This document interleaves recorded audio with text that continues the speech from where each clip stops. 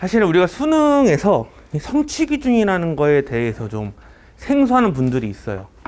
근데 저는 이 수능을 공부할 때 이 성취 기준을 공부하는 걸 되게 중요하게 강조하는 편이거든요. 그래서 여러분들한테 이 성취 기준 얘기를 잘 해주고 싶어서 이 특강을 만들었다고 보시면 됩니다. 그럼 왜 제가 성취 기준을 강조하느냐? 라면은 우리 교재 오늘 받으신 거 있죠? 1쪽부터 보시면 되거든요. 그래서 1쪽 같은 거 보시면은 거기서부터 진행을 할 거예요. 오늘은 그래서 1시간 반 정도 진행이 될 거예요. 1시간 반 좀 더 걸릴 것 같긴 합니다. 그래서 우리가 왜 성취 기준을 공부해야 하는가 이런 얘기를부터 차곡차곡 쌓아가 보도록 할게요. 우선은 제가 이제 이 특강이라는 게 결국은 사실 이런 거예요. 제 입장에서는 여기서 뭐 제 수업 듣는 친구도 있지만 처음 본 친구도 있고 하잖아요. 그러니까 제 입장에서는 이제 약간 저를 약간 좀 강사 입장에서는 플러팅하는 시간인 거죠. 왜 내 수업을 들어야 되는가 이렇게 소개하는 시간으로 본다라고 하면은 이거 설득인 거니까 제가 이제 설득을 해보려고 해요. 왜 이렇게 공부해야 되는가? 라고 하면은 이제 그 설득을 할 때는 이 세 가지 요소가 필요하대요. 첫 번째는 에토스라는 인격, 그 다음에 로고스라는 논리, 파토스라는 감정.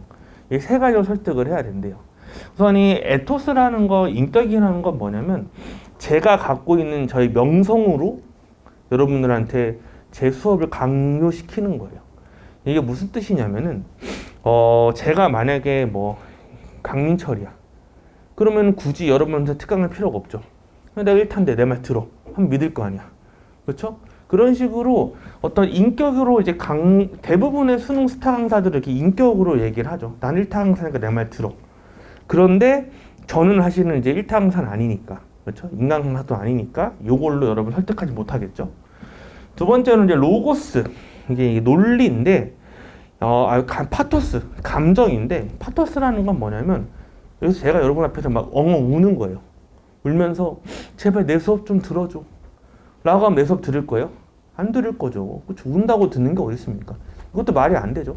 이런 거 있잖아요. 요새 유튜브 같은 거 보면은 막 유튜브에서 막 하여튼 그런 여러 가지 막 수업하고 관계되지 않은 것들을 통해서 수업을 들으라고 꼬시는 것도 잘못된 거잖아. 그렇죠? 이것도 좀 얘기하지 않을 거고.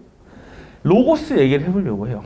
로고스라는 건 이제 논리적인 거. 전 여러분들한테 그래서 수능 공부할 때 논리적으로 이렇게 해야 된다 설명하려고 하는 겁니다. 그럼 이 로고스라는 건 진짜로 팩트로 갖고 여러분을 설득하는 거예요. 이렇게 팩트를 갖고 여러분들이 이렇게 공부했으면 좋겠다 말씀드리는 건데, 그럼 이 수능 국어에서 팩트의 차원, 사실이라는 거 교재 이쪽 보시면 제가 4가지를 넣어놨습니다. 수능 국어에서 사실이라 수 있는 건 이 4가지. 첫 번째, 기출문제. 그렇죠? 그러니까 우리는 이제 물론 모든 그 수능 과목이 기출문제가 중요하지만 특히나 중요한 과목이 보통 국어라고 하잖아요. 그러니까 기출문제가 수능 국어에서 사실이니까 기출문제 공부 열심히 해야겠네요. 그렇죠? 두 번째로는 수능 교육 과정 근거라는 거. 이게 조금 생소할 수 있어요. 수능 교육 과정 근거라는 게 뭐냐면 이제 3쪽, 4쪽에 넣어놨어요. 교재에 보시면. 예. 저번 주 특강 오신 분들은 봤을 거예요. 3쪽, 4쪽에서 이게 수능 교육 과정 근거, 올해 수능입니다. 이게 뭐냐면은 각 문항별로 프린트 보시면 이 문제를 왜 냈는가에 대해서 근거를 써준 거라고 보시면 돼요. 쉽게 말하면은 이게 평가원의 의도인 거죠. 각 문항별로 이 의도로 냈다라는 거니까. 거꾸로 말하면 이 의도를 공부해야 되는 거겠네요. 그렇죠? 이 문제를 풀려면은.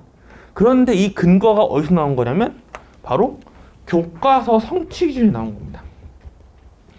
교과서 성취 기준은 제가 5쪽, 6쪽에 넣어놨어요.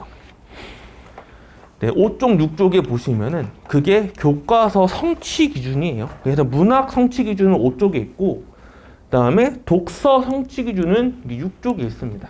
여기 보시면은 제가 넣어놨죠. 그래서 뭐 가볍게 5쪽, 6쪽 보시면은 이렇게 돼 있어요. 1, 2 문학 0101. 문학이 인간과 세계에 대한 이해를 돕고 삶의 의미를 깨닫게 하여 정서적 미적으로 삶의 고양함을 이해한다.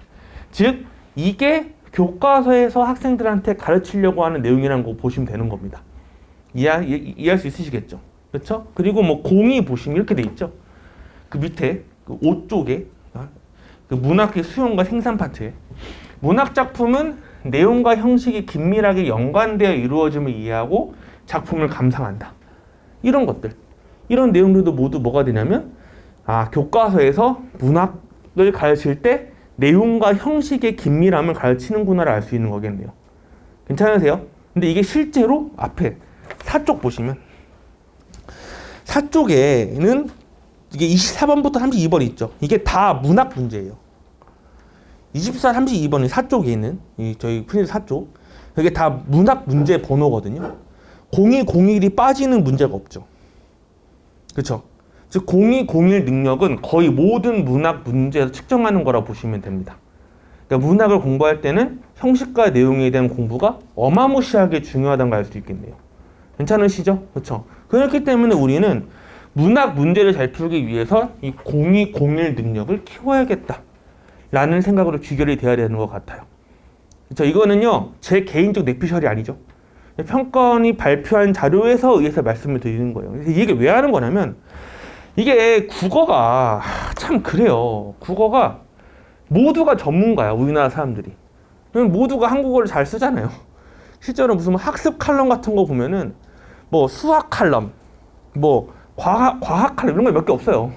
수학 잘하고 이런 사람들이 많지 않으니까. 근데 국어 칼럼은 촐라하게 많아요. 그러니까 살면서 1등급 한 번 맞은 애도 다 써요. 그냥 자기가 한 번 받았으니까. 실제로 무슨 뭐 본인이 그냥 뭐 어떻게 1등급 한 번 맞았다는 이유만으로 국어 공부 이렇게 해야 됩니다. 막 쓴단 말이에요.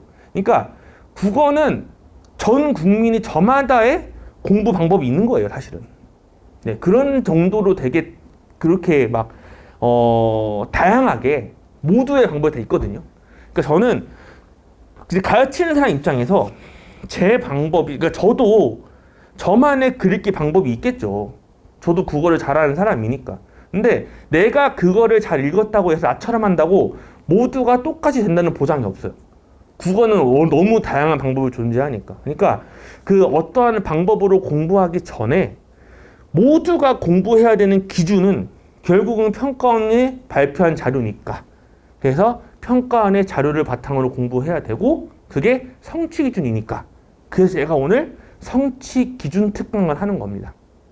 이해할 수 있으시겠죠? 그래서 저는 뭐 할 거냐면 성취 기준별로 이게 어떠한 문제들이 나왔는지 간단하게 보여주는 거라고 보시면 돼요. 오늘 할 일은 그게 다예요.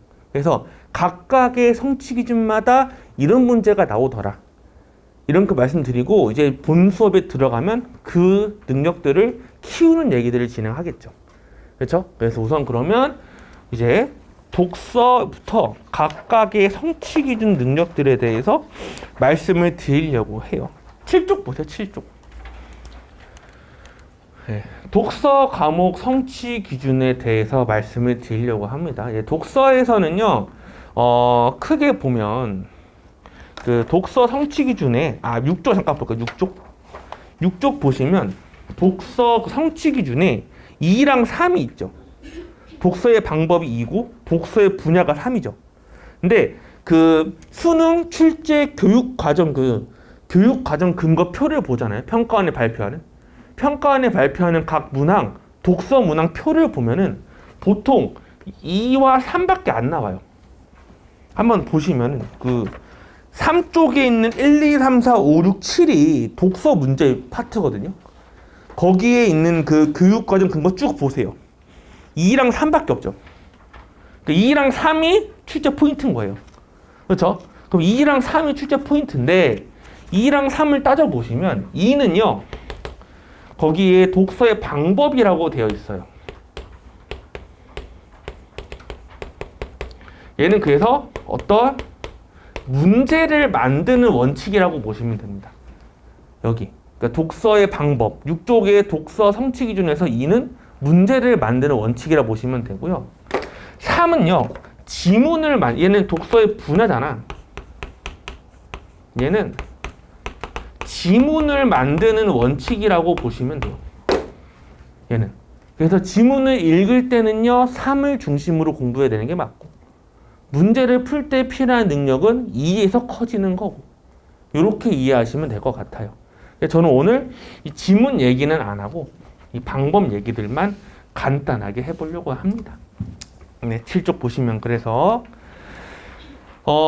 독서의 방법은요, 그 5가지가 실려 있긴 해요. 성취 기준에서. 그래서 각각 1번은 사실적 읽기, 2번은 추론적 읽기, 3번은 비판적 읽기, 4번은 감상적 읽기, 5번은 창의적 읽기거든요. 근데 사실상 독서 문제를 보시면 얘는 안 나와요. 4는요, 감상적 읽기라는 거는 비문학에서 측정한 능력이 아닙니다. 사실상 이 4가지 문제 유형이 있다고 보시면 돼요. 수능 출제 문제에 있어서는. 그래서 이 4가지 능력을 키우는 게 문제를 푸는데 필요하다라는 거라서 각각의 능력들을 하나하나 소개해 보겠습니다. 첫 번째는요, 7쪽에 사실적 읽기 능력이에요. 한번 읽어볼게요. 글에 드러난 정보를 바탕으로 중심 내용, 주제, 글의 구조와 전개 방식 등 사실적 내용을 파악하며 읽는다. 이게 첫 번째 능력이라고 보시면 돼요. 이거는 무슨 얘기냐? 이 글의 이 성취 기준은 글의 어떤 정보? 네, 드러난 정보를 바탕으로 가요. 그러니까 이 능력은 글이 써져 있는 대로 정확히 읽느냐의 능력이라고 보시면 되고, 뒤에 나오는 비판적 읽기, 추론적 읽기, 창의적 읽기, 그 어떠한 능력보다 앞선에서 키워야 되는 능력이라고 보시면 돼요. 왜냐하면 우리가 어떤 지문 읽기 있잖아요. 이 지문을 그러면 얘를 이거 갖고 추론을 하든 비판을 하든 창의적으로 읽든 중요한 건 얘를 정확하게 읽는 게 더 중요하잖아요. 얘를 정확하게 읽어야 올바른 추론을 할 수 있고 정확하게 읽어야 비판할 수 있는 거잖아요. 그러니까 공일 능력이 제일 중요해요. 그래서 저는 개인적인 바람이 뭐냐면 학생들로 하여금 공일 능력을 키우는 건 강사 수업 듣는다고 절대 안 늘어요. 공일 능력 키우기 위해서 제일 필요한 연습은 지문을 읽고 스스로가 요약해보기. 스스로가 해당 지문을 정확히 읽었나 검증해보기. 그렇죠? 그걸 통해서 뭐 확인받고 이런 게 되게 필요하다고 생각을 해요. 저도 그래서 이제 우리 다음 주부터도 수업이잖아요. 네, 다음 주부터 이제 개강을 하는데 저는 수업 때 항상 그런 지문을 잘 소화했는지 요약본을 검사를 하고 피드백을 드리는 건 다음 주에도 계속 진행하긴 합니다. 여튼간에 드러난 정보를 정확히 읽는 거를 물어보는데 얘는요 크게 3가지 유형으로 나눠져요. 첫 번째, 세부적인 내용을 파악하고 중요한 내용과 덜 중요한 내용을 구분할 수 있는가? 그럼 무슨 얘기냐? 중요한 걸 문제에 내겠죠. 그렇죠? 그런 거 문제에 내는 걸 미리 파악할 수 있느냐? 이 능력. 두 번째, 글의 흐름이나 구조를 고려하며 읽을 수 있는가? 즉 글의 전개 방식을 이해하고 있는가? 이거 이해돼요? 우리가 어떤 글을 정확히 읽었다는 게 결국 무슨 얘기냐? 얘가 만약에 A에 대해서 설명을 하고 있는 글이에요. 그래서 얘는 이렇고 이래. 그러면 첫 번째 능력이라는 건 얘는 중요한 거고 얘는 덜 중요한 거니까 이걸 비교할 수 있는 능력을 물어보는 거라 보시면 되고요. 그렇죠? 그 다음에 뭐야? 갑자기 A에게다가 B로 바뀌었어요. 여러분 뭐 할 수 있어야 돼? B로 바뀌었네라고 파악이 가능해야겠죠. 그것 또한 역시 사실적 읽기잖아요. 괜찮으시죠? 이게 두 번째 물어보는 거예요. 글의 구조. 글의 구조가 우리가 구조 독해라는 게 정말 구조를 그걸 떠나서 글의 흐름이 즉 글에서 다루고 있는 주제가 바뀌는지 캐치하고 있냐 그 싸움이거든요. 그런 것들을 묻는 문제가 많이 나온다고 보시면 돼요. 이 능력 필요한 능력이겠죠. 마지막 세 번째로는 비슷한 얘기인데 다양한 관점의 글을 서로 비교하는 유형. 이거는 사실 여기서 다룬다기보다는 공사 능력인 비판적 읽기에서 더 다룬 능력이라서 잘 물어보진 않아요. 주로 1, 3, 이 첫 번째, 두 번째 유형이 핵심이라고 보시면 됩니다. 아시겠죠? 그러면 이러한 문제들은 어떻게 풀이 전략을 세우냐? 해당 문제 유형은 명시적인 정보를 물어보기 때문에요. 정확한 사실관계를 파악하셔야 됩니다. 그러니까 명시적인 걸 물어보니까 정확하게 읽으라고. 이게 첫 번째예요. 그러니까 정확하게 읽는 건 누차 말하지만 강사가 가르친다고 절대 안 늘어요. 강사 수업만 듣는다고 절대 안 느끼는데 혼자도 하셔야 되는 부분인 거고. 그래서 확실하게 틀려야 틀린 것이다. 그 다음 세 번째가 좀 중요한 건데, 지문에 제시되어 있는 정보를 바탕으로 해당 정보가 뒤집혔는지, 이런 얘기 되게 많이 하거든요. 이제 수업 때 보면은 책의 뒤집힘이라고 얘기 되게 많이 해요. 이게 가장 내기 좋은 방법이거든. 이제 내는 사람 입장에서 보면. 그런 것들을 한번 가볍게 맛만 보여드릴게요. 우리 옆에 8쪽 문제 한번 풀어보시겠어요?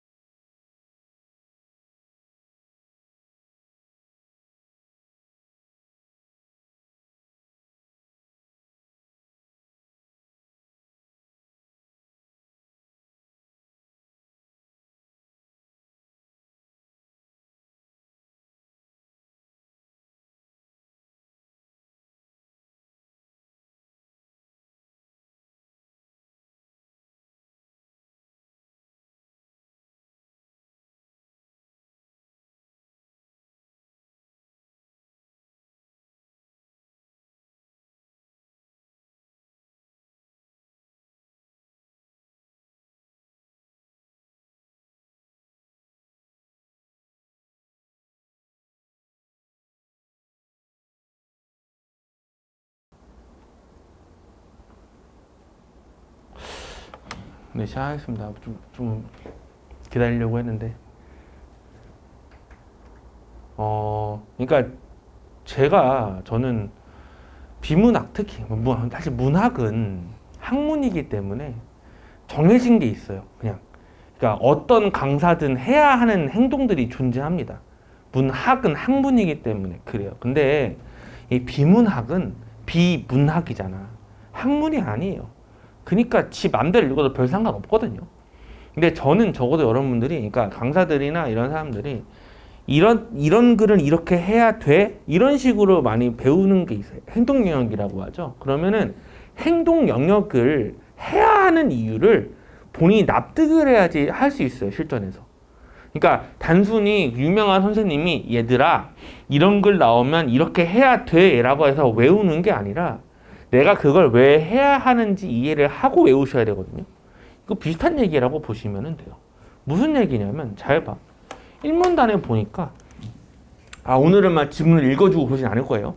1문단을 보니까 여기서 뭐 소비자들이 이제 뭐 어떤 최적의 선택을 할 때 이 두 가지 선을 고려한다는 것 같아요. 무차별 곡선과 예산선. 근데 이때 많은 학생들이 외워서 하는 학생들은 선과 선이니까 비교해야지. 이거는 납득하지 못한 채로 그냥 피상적으로 하고 있는 거거든요. 왜 선과 선을 비교해야 되는데? 라고 하면은 아까 말씀드렸다시피 이 사실적 읽기 문제 유형에서는 글의 흐름이나 구조를 고려해 읽을 수 있는지 평가해야 되거든요. 그러면 본인이 문제 내는 사람 입장에서 봤을 때 본인이 만약에 맥도날드랑 비교를 할 거예요. 맥도날드랑 이렇게 흐름을 맥도날드 얘기하고 흐름 바뀌는 걸 파악하는 거 물어본다 했을 때 맥도날드랑 비교할 거는 롯데리아지 롯데월드가 아니에요. 이해되시죠? 무슨 말인 건지. 맥도날드는 롯데리아랑 비교해야지 헷갈리잖아요. 맥도날드를 롯데월드랑 비교하면 안 헷갈려요. 한일 아예 다르기 때문에. 똑같아요. 그렇기 때문에 이렇게 같은 선이잖아. 그러면 사실적 읽기 능력 입장에서 글의 흐름 구분을 물어볼 테니까 그래서 물어보는 거라고 보시면 돼요. 그래서 우리는 비슷한 어휘 꼴은 비교해야겠다가 이제 납득하고 외우셔야 되는 거지. 이제 그 방법을. 저는 이게 1문단 읽으면서 이미 무차별 곡선하고 예산선은 비교해야 되는 거네 라는 걸 이미 캐치가 되어야 한다는 얘기죠. 이해할 수 있지 무슨 말인지 여기까지는? 그렇죠. 그래서 막 얘기해 보니까 무차별 곡선이라는 건 뭐냐면 이 문단에 제가 파란 색깔 넣어놨죠. 뭐냐면은요 동일한 만족을 연결하는 선이래요. 만족에 관한 선이라고 써 있는 거네요. 그렇죠? 이러고 사실 보면 이게 더 글을 세밀하게 읽는 사람은 우리가 지금 최적 선택을 찾는 거잖아요. 그러면 가장 좋은 선택이니까 당연히 만족을 고려해야겠네요. 이렇게 이해하고 넘어가면 더 좋았을 것 같긴 해요. 올라가서 이해하는 거지. 이게. 다음 세 번째 문단 보니까 예산선은요. 뭐라고 설명이 되어 있냐면 예산선은 우리가 지금 소비자가 선택할 때는 소득이라는 게 주어져 있잖아요. 그렇죠? 저도 사고 싶은 거 많아요. 제가 요새 차 사려고 고민을 많이 하고 있는데 원래는 참 좋은 차를 타고 싶은데 소득의 제한 때문에 못 사고 있어요. 그렇죠? 그러니까 내가 더 비싼 차, 뭐 포르쉐를 타면 더 만족이 크겠지만 못 사는 걸 어떻게? 그런 식으로 얘네들 소득이라는 게 제한이 있어서 XJ와 YJ 같은 것들 내가 최대한 구입할 수 있는 선이 예산선이에요. 얘는요 나의 소득에 제한이 걸려있는 선이라는 거예요. 그리고 얘네들을 조합해야지만 뭐가 가능한 거니? 최적 선택이라는 게 가능해지는 거겠죠. 그렇죠? 그렇죠. 그러면 이게 사실적 읽기가 이렇게 읽고 나서 보니까 이러한 구조나 이러한 글의 흐름이 정리가 되는 거라고 보시면 되겠죠. 납득 가능해요? 그렇죠? 그런 다음에 이제 문제를 풀 때 그냥 냈다 내용을 하나하나 파악하면 좋지만 이런 식으로 색깔이 들어오면 더할나위 훌륭하다는 얘기예요. 그러니까 1번 같은 거 봤을 때 무차별 곡선은 파란색인데 예산선 가격이 변하면 무차별 예산선 접점이 달라진다? 당연하죠. 예산선은 소득의 제한에 따르는 거니까 가격이 바뀌면요 얘네가 다 바뀔 수 있겠네. 이런 식으로 선택지를 봐도 그냥 글자로 보는 게 아니고 글의 흐름과 연결되어 보이길 바란다는 거예요. 이번에 보면 확실하네요. 무차별 곡선은 파란색이잖아요. 근데 만족도 파란색이니까 색깔 일치하죠? 적절한 거라고 보는 게 맞겠네요. 3번. 소비자의 최적 선택을 확인하기 위해선 둘 다 고려해야 되는 거니까 얘도 고려하는 거 맞죠? 그 다음에 4번. 무차별 곡선은 소득의 제한 안에서 구입 가능한 액수별 조별을 나타낸 것이다. 무차별 곡선은 파란색인데요. 소득의 제한 안에서 구매하고 나발이고는 연두색이니까 안 맞잖아요. 그래서 4번이 답이 되겠네요. 괜찮으시죠? 그러니까 4번의 그 무리는 단순히 이게 봐봐. 기출을 분석한다는 거에 대해서 여러분들이 기출 공부를 어떻게 해요 해서 막 제가 제일 싫어하는 책이 매산비거든요. 하루에 3개 공부하라는 얘기잖아. 잘 생각해봐요. 여러분이 열심히 수능 공부를 합니다. 그럼 기출 공부 열심히 풀겠죠. 기출을 그러면은 우리가 지금 2026학년, 2025년까지 나왔으니까 몇 년도까지 공부할 거예요? 본인이 진짜 열심히 진짜 미친 듯이 해도 10년 하기 힘들걸? 그쵸? 근데 진짜 열심히 하면 15년치자. 15년이라 할게요. 본인이 15년치를 공부할 거야, 기출을. 즉 2010년 것부터 공부한다고 본인이. 알겠어? 그러면요. 1년에 비문학 몇 개 나와요? 평가원 3번 보죠. 한 해당 3개 나오죠. 그쵸? 그럼 뭐야? 339 곱하기 15 얼마요? 135개네. 그럼 135지문 아니야? 아, 빨라서? 그거야 뭐 이 정도는 하지. 야 나도 대학 나왔어. 135지문이야. 막말로 이게 즉 135지문만 개빡세게 공부하면은 수능 기출은 통달하는 거잖아요. 맞죠? 근데 하루에 3개씩 한다고 비문학? 그럼 뭐야? 3 나누면은 4, 3, 12 얼마야? 45. 그렇지? 45일이면 끝나네요. 수능 비문학이. 말이 됩니까? 절대 불가능한 일이에요, 이게. 무슨 말씀인지 알겠죠? 그러니까 이게 기출을 분석한다라는 게 문제 풀고 땡치면 안 돼요. 그게 아니라 이 4번을 골랐어. 그럼 맞췄다고 좋아할 게 아니고 이 선지 왜 냈지? 이런 고민을 해야 된다니까. 그래야지 본인이 다음 그 새로운 시험에서 약간 그래도 이게 이런 걸 낼 수 있겠네 생각이 될 수 있는 거잖아요. 무슨 말인지 알겠지? 내가 무슨 뜻인지 알겠지? 그러니까 단순히 풀고 끝내면 안 돼요. 왜 냈는지까지 고민해 봐야 돼요. 그 혼자 하기 힘드니까 강의 도움 받는 거, 헤르츠 도움 받는 거고. 알겠죠? 4번 왜 낸 건지. 이게 결국 정리하면은 글의 흐름 구분을 했냐라고 묻는 문제라고 보시면 된다는 얘기죠. 이게 사실적 읽기입니다. 괜찮으세요? 난이도 좀 더 올려볼게요. 넘어가 봅시다. 9쪽. 9쪽은 많이 어려울 거예요. 이게 추론적 읽기거든요. 추론이라는 게 뭡니까? 추리예요, 추리. 그러니까 당연히 추리는 힘들겠죠. 읽어볼게요. 12020 능력이래요. 그래. 드러나지 않는 정보를 예측해서요.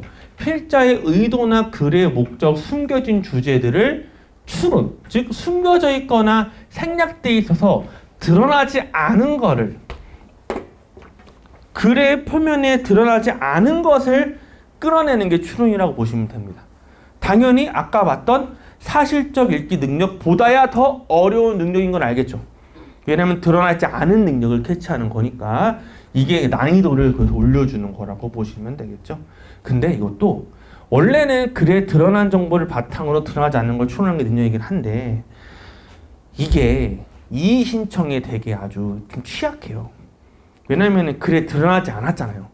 그러니까 드러나지 않은 거기 때문에 이게 지문에 명확하게 안 써있기 때문에 이의 신청하기 좋다고.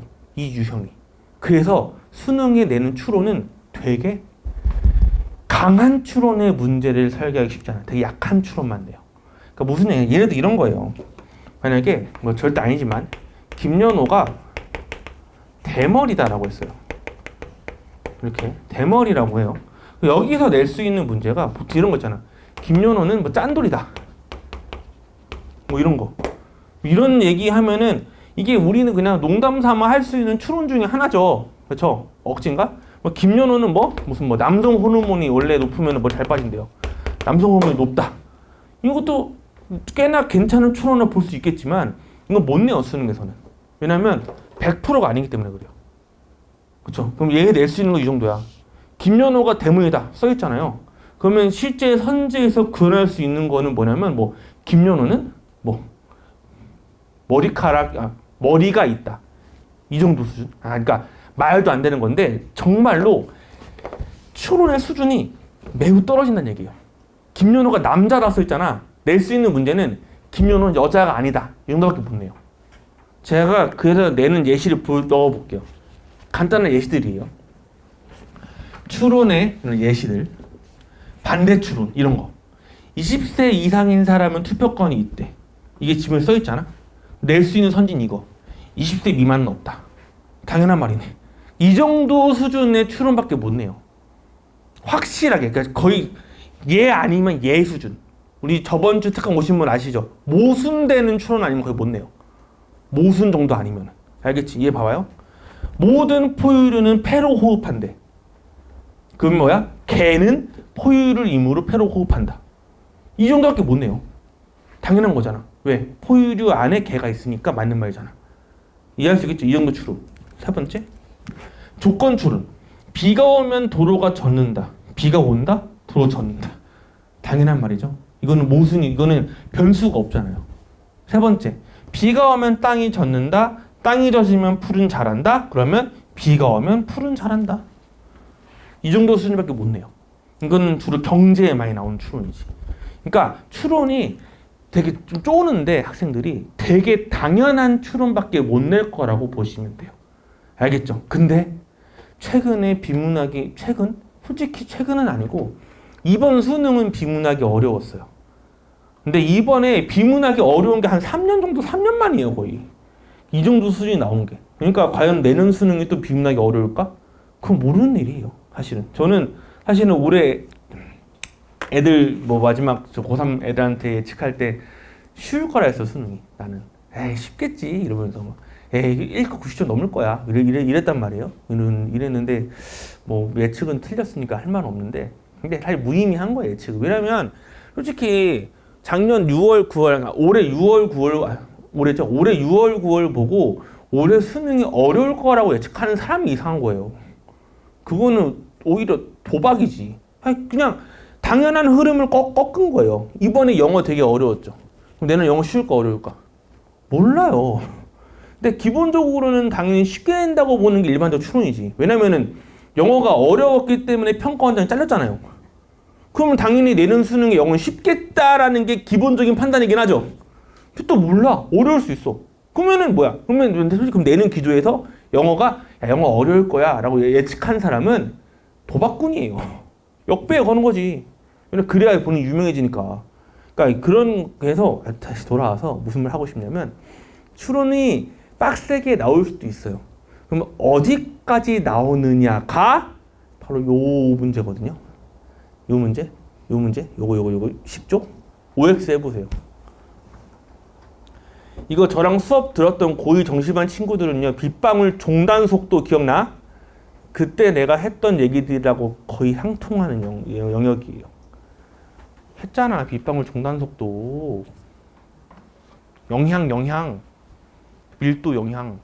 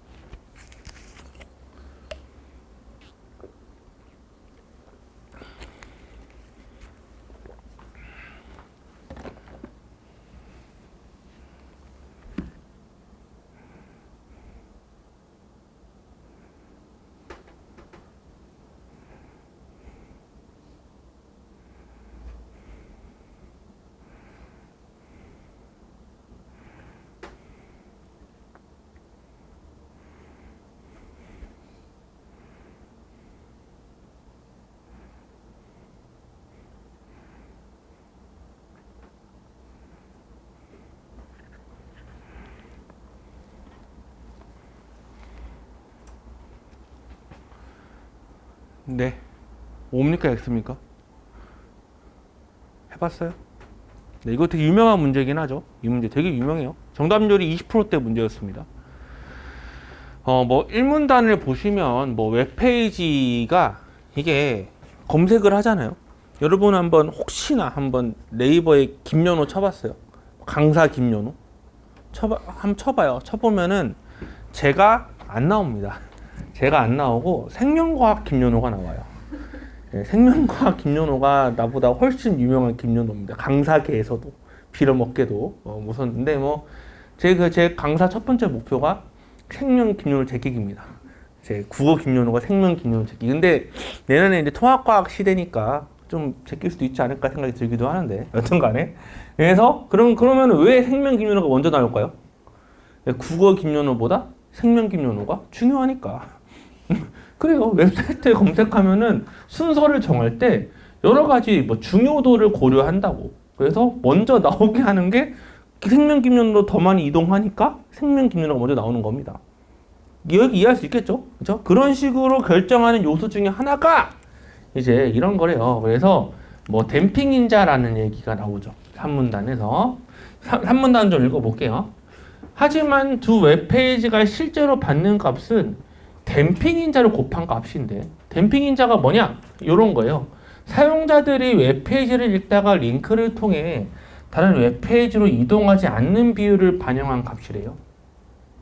그럼 댐핑 인자는 1 미만의 값을 가진대요. 그럼 보세요. 이 문장 볼게요. 댐핑 인자가 이동하지 않는 비율을 반영한대요. 맞죠? 그러면 이 댐핑 인자와 이동하지 않는 비율이 뭔가 관계가 있는 건 맞네. 맞죠? 여기 괜찮죠? 분명히 댐핑 인자가 이동하지 않는 비율을 반영한다 했으니까. 근데 선택지를 보니까 사용자가 링크를 따라 다른 웹페이지로 이동하는 비율이 높대요. 이동하는 비율에는 높을수록 댐핑 인자가 커진답니다. 즉 선택지에서 묻고 있는 건 있잖아.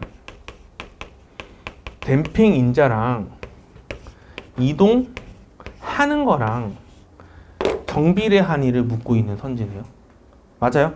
그렇죠? 해당 선지는 댐핑 인자하고 이동하는 비율의 정비례 관계인지를 묻는 선지입니다. 근데 우리가 확보한 거 보니까 댐핑 인자는 이동하지 않는 비율을 반영한대요. 맞죠? 그 말은 우리 이걸 해석해 보면은 이게 뭘로 해석이 돼야 돼요? 얘는 그러면 댐핑은 이동하지 않는 비율을 반영하니까 이렇게 된다고 보는 게 일반적인 생각이지 않습니까? 괜찮으세요? 그쵸?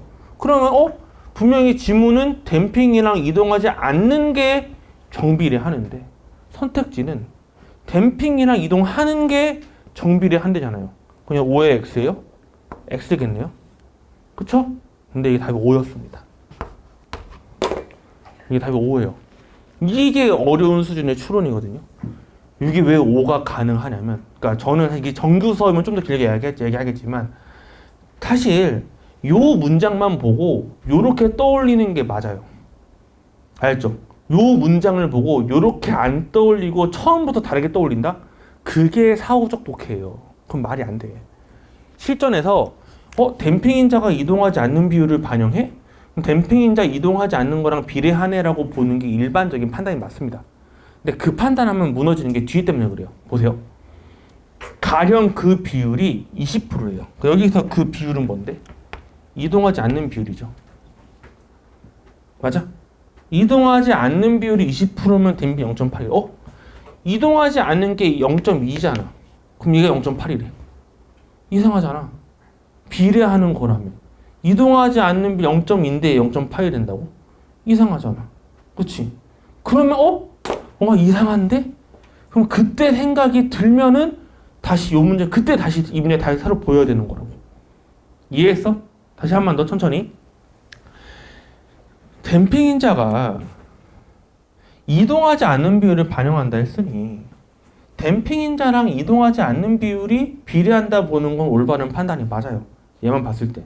그 다음 문장을 보니까 이동하지 않는 게 20%래요.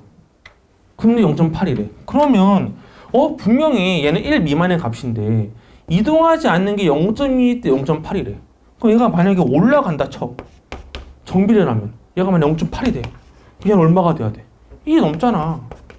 대충 봐도 어떻게 봐도 이상하다 생각이 들면은 그때 와서 요 문장이 새로 보여야 된다는 얘기죠. 괜찮아? 여기까지. 그러면 이 문장에서 함정이 하나 있어요. 어디게? 이 바로 반영이에요. 이게 가장 어려운 수준의 추론이야. 잘 생각해봐. 제가 다음 주 이제 수업을 하죠. 할 때 안경 쓴 사람 앞에 앉으세요 라고 했어요. 그러면 이걸 내가 안경 쓴 사람 앞에 앉아라고 했어. 즉 그럼 나는 안경 쓴 사람의 비율을 반영해서 자리를 바꿨죠. 동의?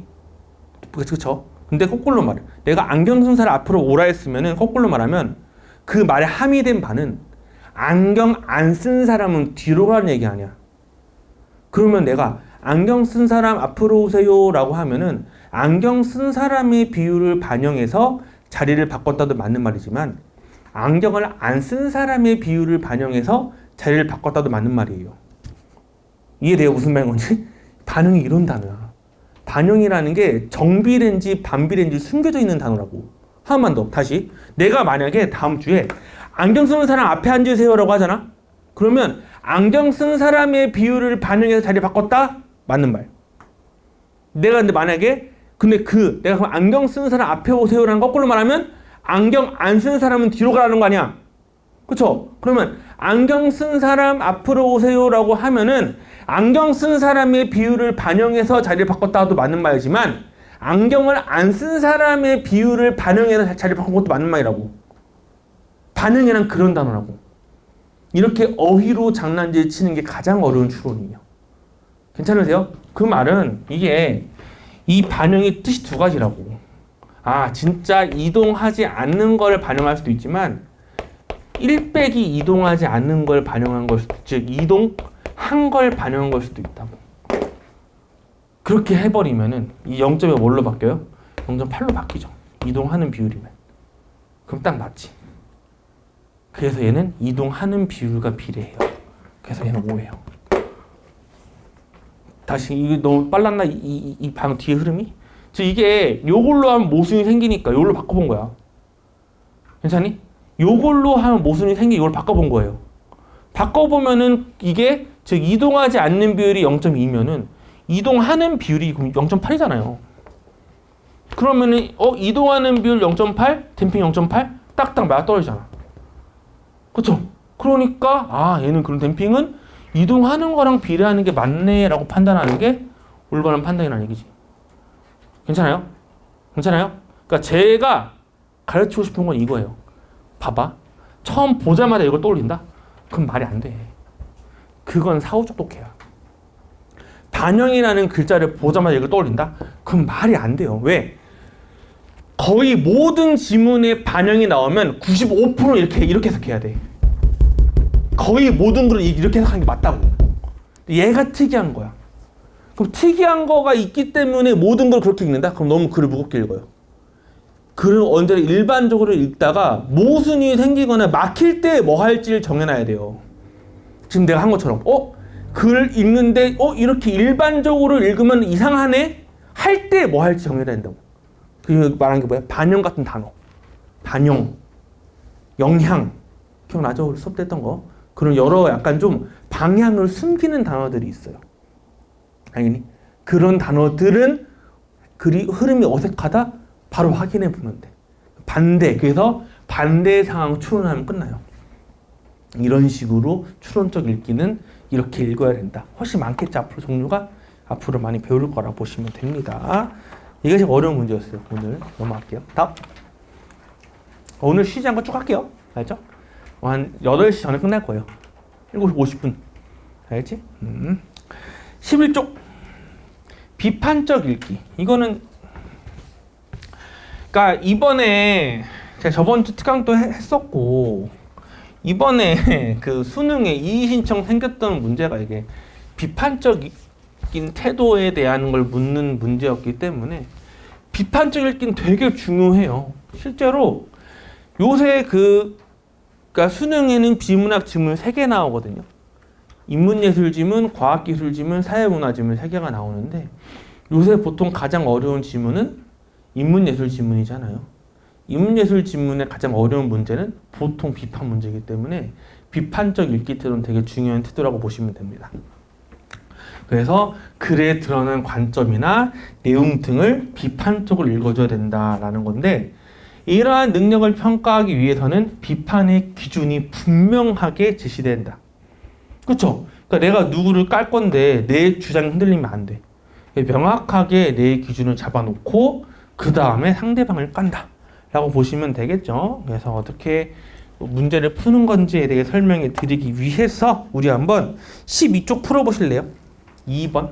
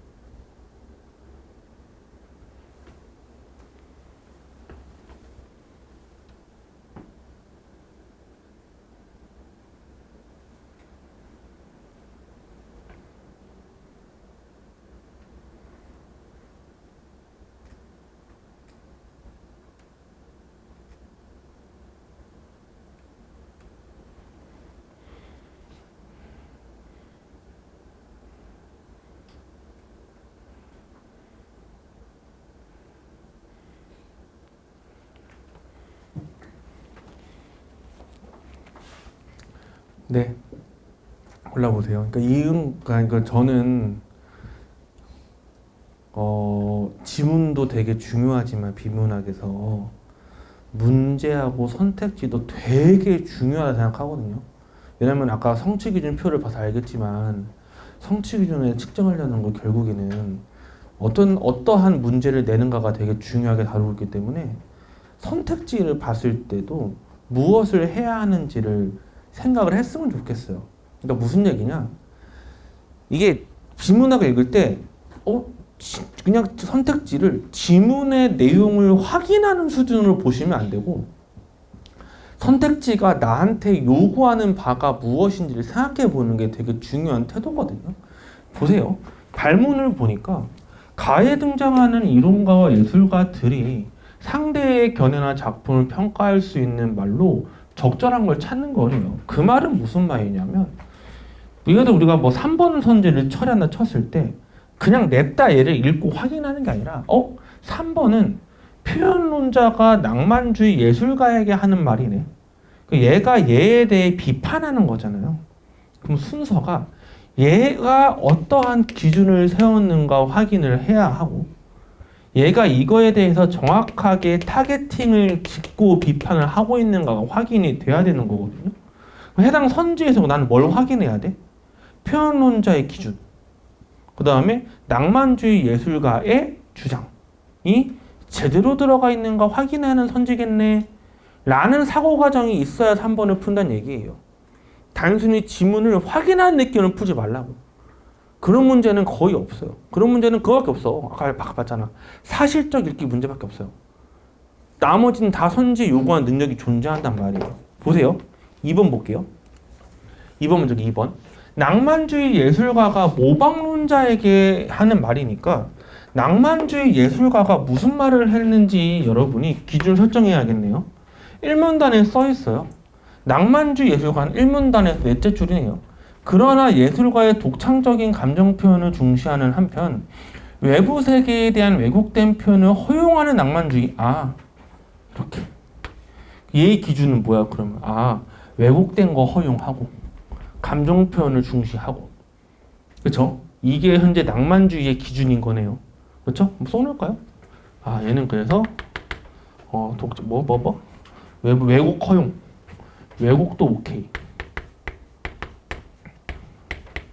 감정을 중시하는 얘가 들어가야 되고 모방론자는 뭐라 하냐? 앞에 있네요. 예술이 자연에 대한 모방이라는 아리스토텔레스의 말에서 대상은 닮은 꼴. 얘는요. 닮은 꼴이어야 돼.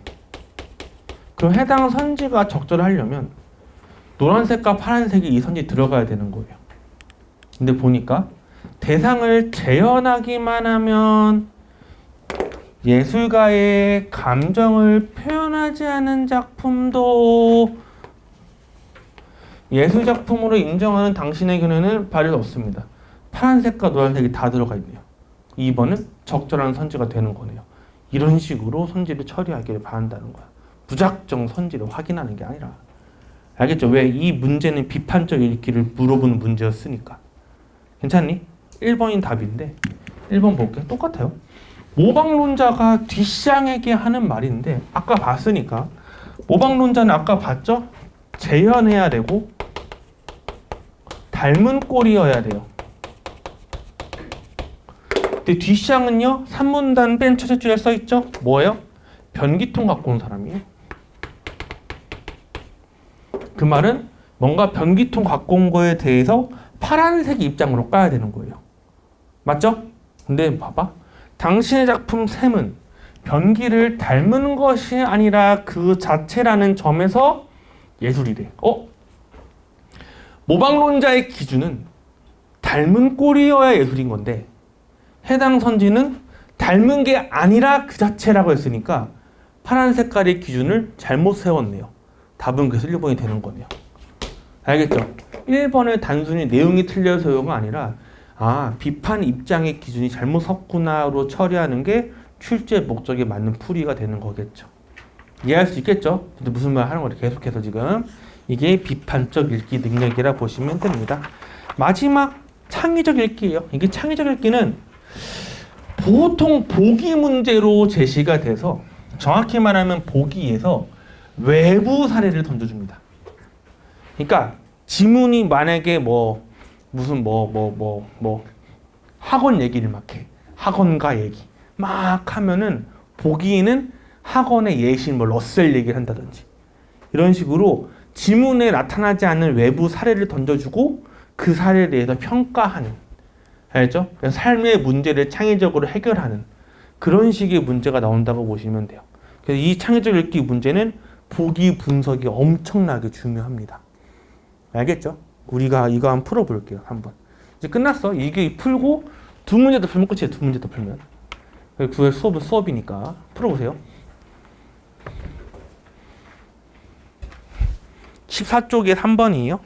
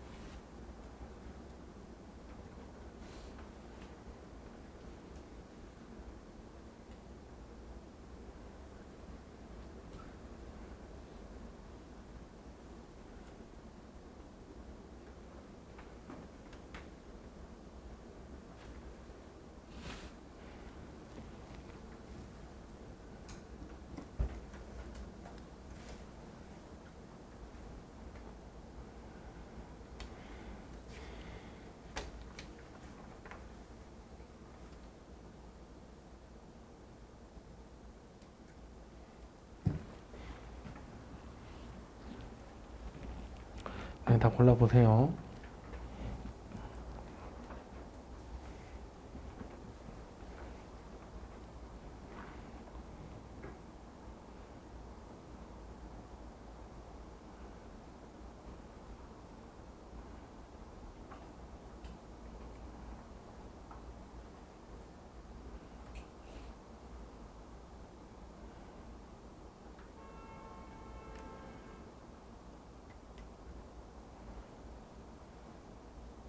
네.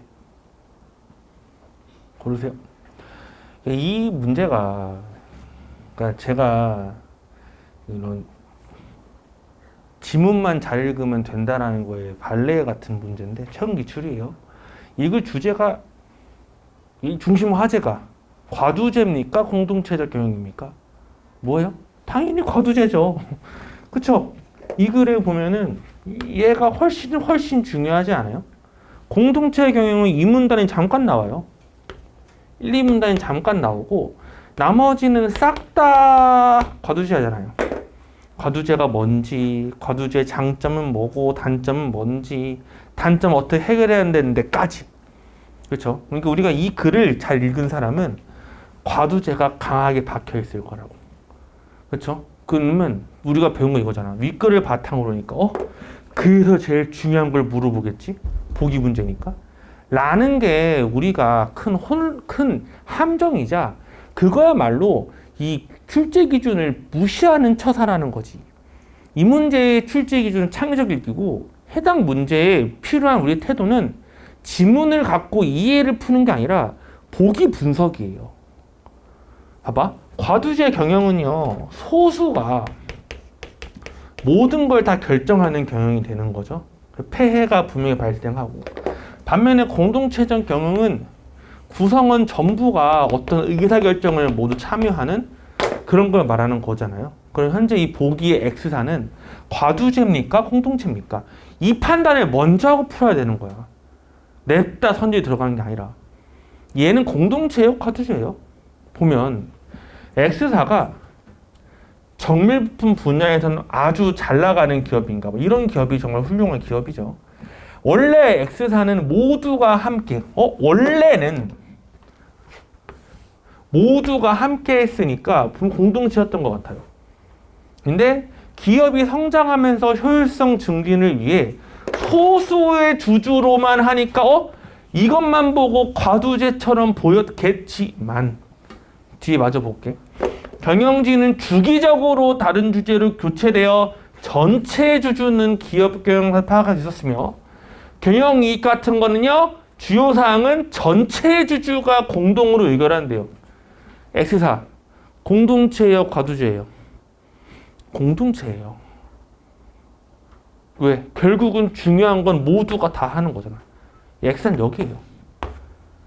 이 문제의 핵심은 지문을 잘 파악하는 게 핵심이 아니라니까. 이 문제의 핵심은 보기의 창의적 대안을 얼마큼 찾았냐가 핵심이란 거니까. 그 얘는 공동체네 하고 풀면은 그러면 1번이 되게 답이죠. 1번이 적절하죠, 그러면. 1번 너무 공동체인데? 1번이 답이에요. 괜찮아요? 정답률 얘 40%밖에 안 돼요. 학생들이 지문의 과두제에 꽂히니까 1번을 못 보고 내려가는 거야. 그러면 4번, 5번 같은 거 골라요. 이게 그래. 그러니까 이게 자꾸 말하지만 문제를 풀 때 지문을 확인하는 느낌으로 풀면 안 돼요. 문제에서 요구하는 능력을 생각하면 풀어야 된다. 문제 공부도 열심히 해야 된다. 라는 거죠. 이해할 수 있겠죠? 네, 좋습니다. 여기까지 독서였고 지금 문학 얘기해요. 문학은요 짧아요. 네, 사실 문학은 성취 기준이 중요하긴 중요한데 아까 보셨지만 성취 기준은 거의 대다수가 02, 01 능력이라서요. 문학은 학문적인 지식을 쌓고 그걸 활용한 능력이 필요하긴 합니다. 네, 문학은 그래요. 문학은 배우면 늘어요. 제가 감히 말하는데 비문학은 배워도 안 늘 수 있어요. 네가 하지 않으면요. 근데 문학은 배우면 늘어요. 네가 딱히 안 해도. 진짜로. 문학은 저는 그래요. 이게 참 그래요. 이게 보면은 이번에 제 학생들 중에서도 근데 잘 된 애가 있고 막 그럴 거 아니야. 있겠죠. 뭐 잘 된 애 있고 못 된 애 있고. 그런데 뭐 지금까지 오면서 제일 좋은 대학을 좋은 대학입니까? 그냥 뭐 본인이 꿈에 가장 가까워진 친구가 그 성균관대 의대를 간 친구 한 명 있는데, 예, 그 친구가 근데 저랑 3년 했어요. 3년. 나랑 그쵸. 삼수를 했어요. 난 3년을 같이 했어요. 3년을 2년을 같이 했어요. 그리고 지금 또 한 명 이제 정시로, 걔는 수시로 갔고 성대 의대를. 그것도 엄청나죠. 정시도 잘 봤는데 뭐 어쨌든 수시로 갔으니까. 그다음에 정시로 의대 갈 친구 한 명 더 있는데, 그 친구는 이제 나랑 3년을 같이 한 친구 있는데, 그 친구들이 모두 문학은 첫째로 잘 봤어요. 문학은. 근데 비록 독서 때문에 계속 고생을 해가지고 좀 시간이 걸리더라고요. 그러니까 독서는 본인이 투자를 많이 해야 돼요. 근데 문학은 배우면 늘어요. 진짜로. 학문이기 때문에 그렇습니다. 학문이기 때문에. 그래서 가볍게 얘기할게요. 우선 문학에서 성취 기준도 제가 공의 능력만 갖고 왔어요. 어떻게 감상하는 건지에 대해서. 그러니까 이게 또 요새 논란이 문학을 뭐 독해한다 이런 말을 하는 사람도 있는데, 그러니까 모르겠어요. 비문학은 모르겠어. 비문학은 뭐 강사 맘대로거든요, 사실. 근데 문학은 학문이라서 정해진 권칙이 있어요. 근데 교과서 분명히 뭐래? 감상하래. 아니 교과서에서 감상을 하는데 왜 갑자기 감상이 아니고 독해를 하라고 하는지 모르겠어. 감상이에요, 문학은. 써있잖아, 교과서에. 교과서를 확인하는 게 수능이에요. 알겠지? 감상을 하는데 이러한 능력들을 갖고서 물어볼 것이다 라는 거예요. 그래서 각각의 능력들 간단하게 한번 볼게요. 첫 번째, 1, 2 문학 02, 01. 문학 작품은 내용과 형식이 긴밀하게 연관되어 이루어짐을 이해하고 작품을 감상한다. 이게 무슨 말이냐면 이런 거예요. 보세요. 어떤 예술가가 있습니다. 예술이니까 문학은. 예술가는요, 자신의 생각을 남들한테 알리고 싶어 해요. 그쵸? 그래서 뭐 어떤 글을 쓰거나 하는 거 아니야? 이거를 우리는 이 사람의 뭐 주제의식이라 하겠습니다. 근데 만약에 이 예술가가, 얘가 만약에 가수야. 그럼 이 사람은요, 이 사람이 가수라 치면은, 이 사람은 자신의 주제의식을 뭘로 표현하겠어? 음악으로 표현하겠죠. 그렇죠? 그럼 얘는요, 가수이기 때문에 음악의 형식을 빌어서, 음악의 형식을 빌어서 노래를 발표할 거예요. 맞죠? 만약에 이 사람이 가수가 아니고 화가예요. 그럼 이 사람은요, 어떠한 자신의 그림, 어떤 미술의 형식을 빌려서 어떠한 그림 같은 걸 만들어내겠죠. 그렇죠? 그럼 만약에 이 사람이 시인이라면 어떻게 해야 돼? 어떠한 문학적인 시의 형식을 빌려서 시를 쓰겠죠. 맞아요? 그치? 그럼 우리가 독자잖아. 독자의 목적은 뭐예요? 독자의 목적은 단순히 노래를 듣는 거, 그림을 보는 거, 시를 읽는 게 목적이 아니에요. 뭐야? 시, 그림, 노래를 통해서 이게 우리의 목적이에요. 결국 이 사람이 우리한테 무슨 말을 하려고 하는가를 파악하는 게 시 읽는 목적이잖아. 우리가 시 글자에 있는 게 목적이 아니잖아요. 시 속에 들어있는 시인의 생각이 있는 게 목적이잖아요. 그럼 봐봐. 우리가 근데 시작은 여기예요. 우리의 스타트는 여기서 스타트합니다. 여기서 시작해서 여기로 가야 돼요. 그럼 뭘 통과해야 돼요? 여기를 통과해야 돼요. 이게 형식이잖아. 그러니까 문학의 형식을 통과해야지만 목적에 다다를 수 있어요. 그러니까 시를 읽을 땐 문학적 형식을 바탕으로 읽어야만 하는 겁니다. 소설도 소설의 형식을 바탕으로 읽어야 되는 거야. 그래서 학이야. 학문으로 형식은 정해져 있거든. 봐봐, 우리가 옆에 이 PPT 보시면 시 보시면 쪽 얘는 시죠. 왜 시예요? 시의 형식을 담았으니까 시죠. 시의 형식을 누가 정했는데? 우리의 조상들이 정했어요. 우리의 조상들이 이미 시라는 것 정해놨다고, 뭔지. 그럼 그대로 읽어야 돼요. 학문이기 때문에 그렇습니다. 그래서 형식에 대한 공부가 되게 중요하다. 형식을 바탕으로 읽어야 된다. 라는 게 해당 출제 영역이고, 모든 문제에 다 나오지만 이 능력은 특히나 강조되는 유형 문제는 16쪽의 4번 같은 문제죠. 얘는 대놓고 형식만 문제잖아. 거의. 풀어볼래요?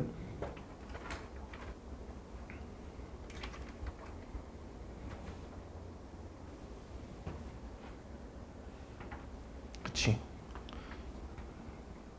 그치.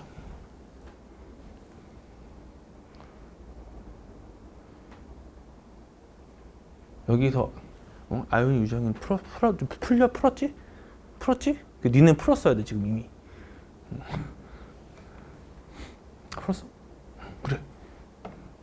됐어요. 그만. 보세요. 이게 지금 제가 왜 몇몇 하는데 풀었지라고 말하는 게 뭐냐면, 그러니까 여기 있는 몇 친구들은 저랑 수업을 했거든요. 이런 거에 아이디어에 대해서 뭐 디테일 다시 할 거지만, 이런 문제를 풀 때 이거 되게 길죠. 봐봐. 되게 길죠.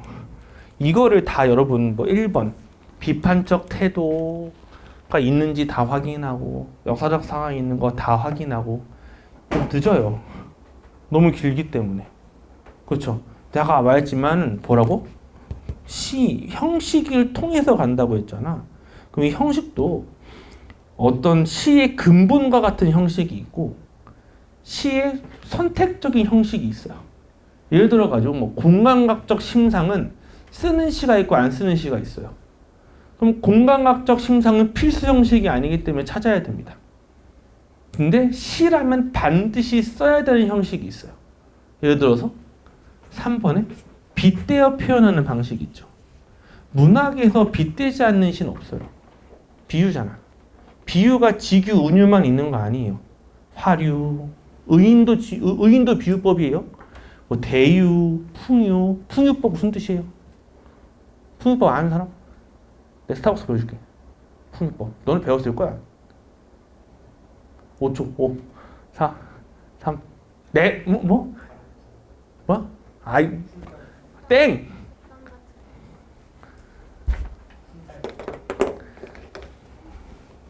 이 친구가 말해요. 약간 좀 그런 거. 네, 네. 훌륭한 친구네요. 하여튼 간에. 내가 스타벅스 보낸다고 했잖아. 뭔지 말 안 했잖아요. 바 하나 파는 거 아시죠? 스타벅스에.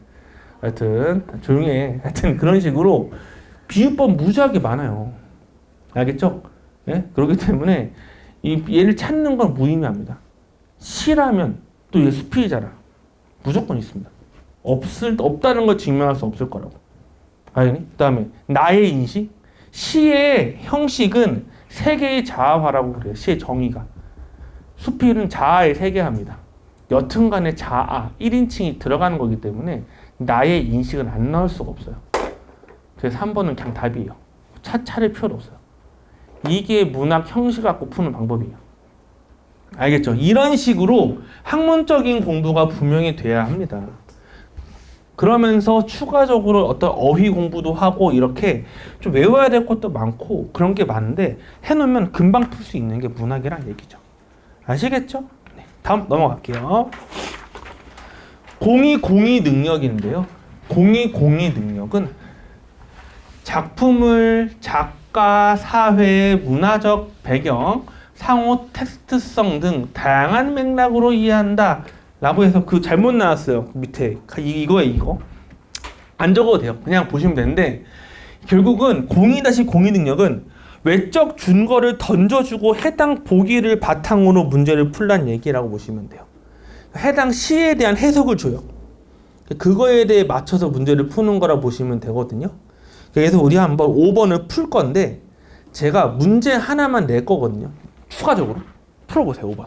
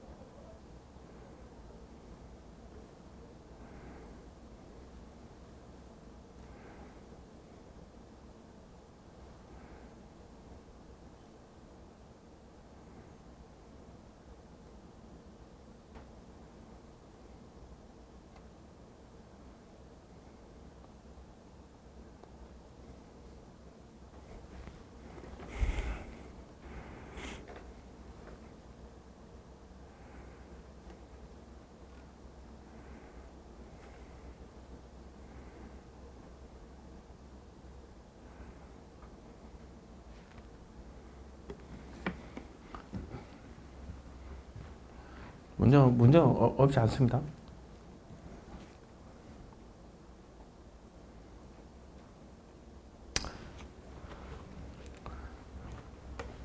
네, 골라요.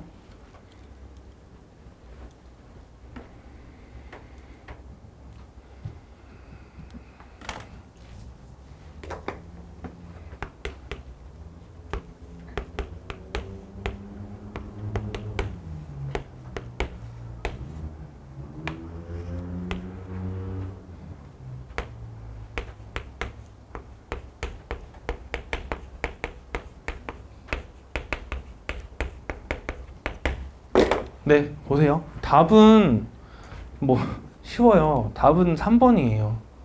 왜냐면은 여기 가의 화자는 젊은이의 병을 모르는 늙은 의사에 대한 원망을, 우선 원망도 아니라고 볼만 하죠. 써 있는데 성내지 않는다고도 돼 있고, 더 틀린 건 여자와 공유한 적이 없어요.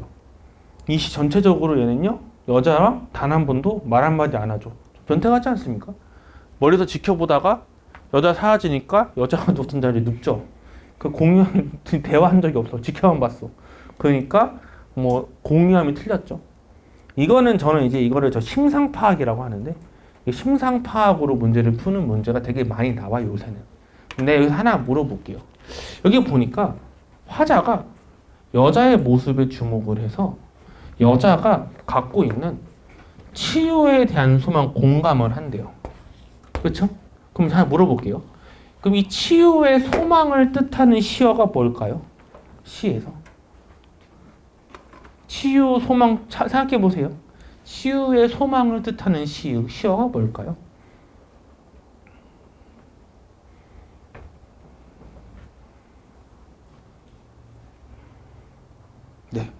네, 금잔합니다. 왜요? 왜요? 왜? 왜? 그 느낌으로 말하면 안 되고. 왜? 그러니까 우리가 이제 결국 얘는 보기를 갖고서 해석하는 거잖아요.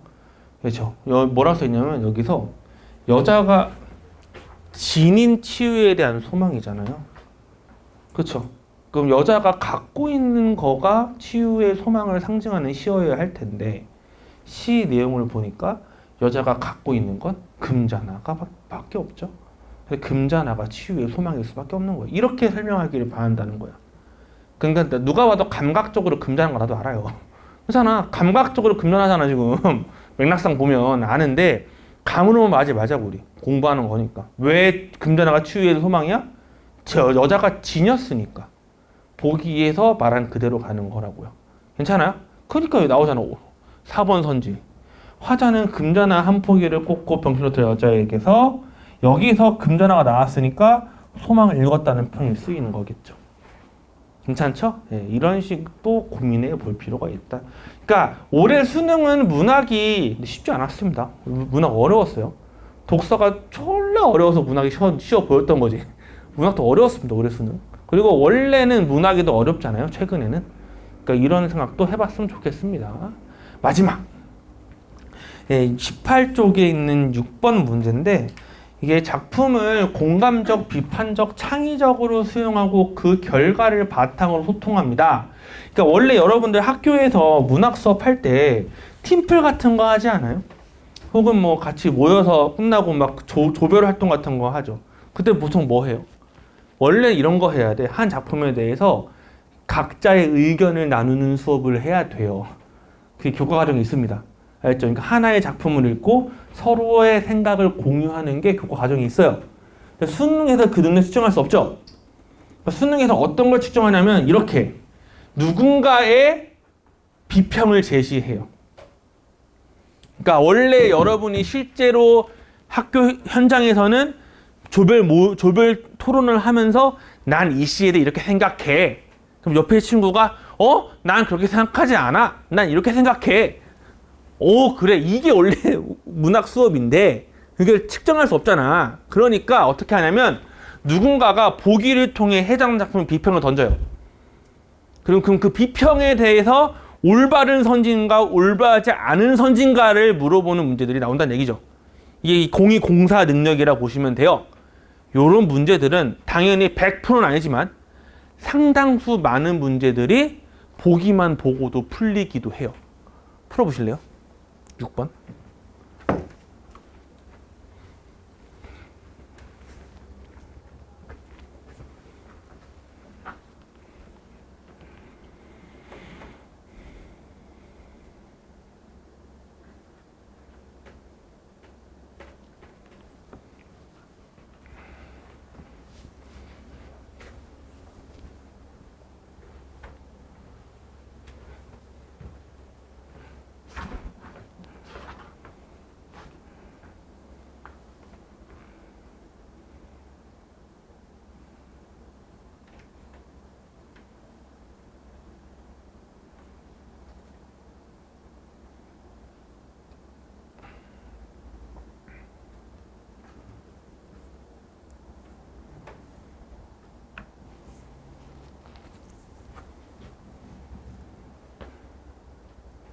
네.